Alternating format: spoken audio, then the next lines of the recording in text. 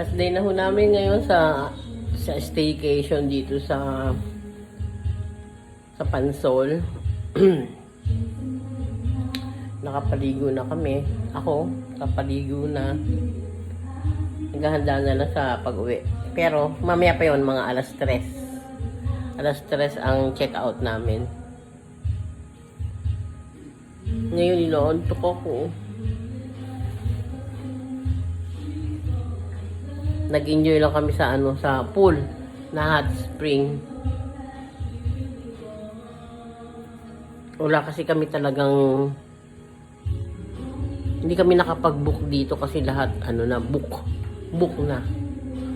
Dapat sa Batangas kami, hindi naman kami natuloy sa Batangas kasi sabi ng owner doon wala daw kuryente.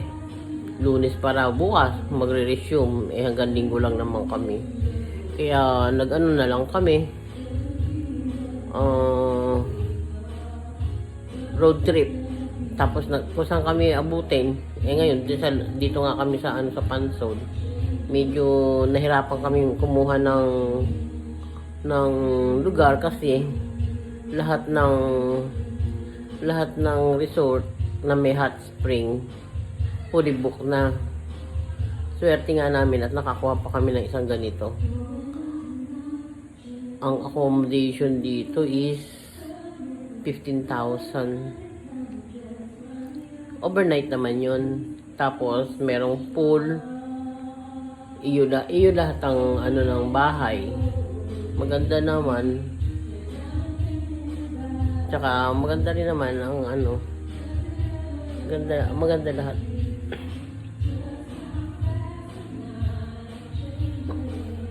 Kaya abangan nyo na lang pag-uwi namin. Maya po uwi na kami, mga alas 3 kami uwi. Alas 3 ng hapon. Anong oras lang ngayon? Alas 9 pa lang. Yun na lang po, mamaya na lang po ulit ako mag-vlog. Ingat po kayong lahat. Lalo na yung mga mamis dyan. Huwag kalilimutan magpa-araw at kumain ng husto para malusog. Exercise.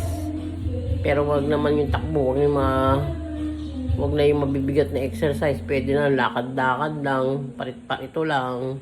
Pwede na yun. Basta lang na stretch ang ating katawan. Pwede na po yun. Ako ganun na lang ginagawa ko eh. Nagse-search ako sa TV ng may simpleng Zumba. Tapos yun na lang ang sinusundan. Sige po. See you next vlog. Bye-bye.